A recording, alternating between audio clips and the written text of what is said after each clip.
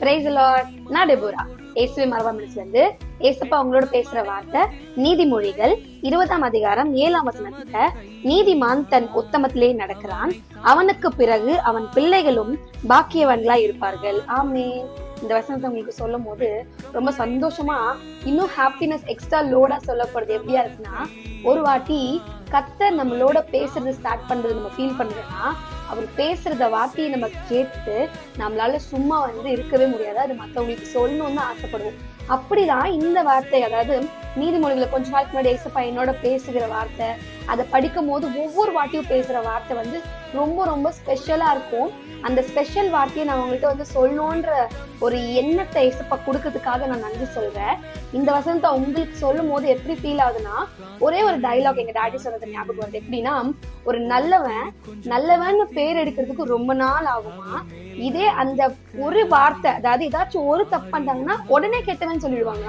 So நல்லவன்னு பேர் எடுத்து ரொம்ப நாள் ஆகும், கெட்டவன்று ஒரு நொடியில பேர் எடுக்கலான்னு சொல்லும் போது இந்த வசனத்தை ஃபீல் பண்றது எப்படியா இருக்குனாக்கா, ஒரு பிளஸிங் எங்க இருந்து கிடைக்கும்னா, கர்த்தர் கொடுக்கிற பிளஸிங் தாம் தகப்பனோடைய தந்தையோடையோ, அதாவது அம்மாவோடையோ அந்த பிளஸிங்ஸ்னாலதான் பிள்ளைகள் அந்த பிளஸிங்ஸை ஃபீல் பண்ண முடியும். ஸோ அப்படி அப்பாவும் அம்மாவும் கர்த்தர்ட்ட பிளஸிங்கை ரிசீவ் பண்ணி தாம் பிள்ளைகளை பிளஸட், அதாவது பாக்கியவான்களாய் உணர வைக்கிறதுக்கு தாயும் தகப்பனும் ஒரு பெரிய மஸ்ட் ரோல். ஏன்னா அவர்கள் நீதிமான்களா இருந்தா தாம் பிள்ளைகளும் அவர்களை போலதான் வளரும்ன்ற வசனத்தை இந்த நீதி மொழிகள்ல ரொம்ப அழகா பேசப்பட்டிருப்பாரு. சோ இந்த வசனத்தோட என்னோட பேசின மாதிரி இந்த வசனத்து மூலமா உங்களோட பேசுற வார்த்தை, சொல்ற வார்த்தை, நீதிமான்களா இருங்க, பிள்ளைகள்ல நீதிமான்களோட பிள்ளைகளா ஆக்கி ஃபீல் பண்ண வைங்க. அதாவது அந்த பிளெஸிங்ஸை அப்படி பிளெஸிங்ஸை ஃபீல் பண்ண வைக்கிறதுக்காகவும் அந்த நீதிமான்ற பேரை வாங்குறதுக்காகவும் நீங்க சின்ன ஜெபம் பண்ணலாமா? நன்றி தகப்பனே, நேற்று என்றும் மாறாதே அப்பா, எங்களை நீதிமான்களா வைக்கிறதுக்காக ஒரு கிருபையை தாங்க.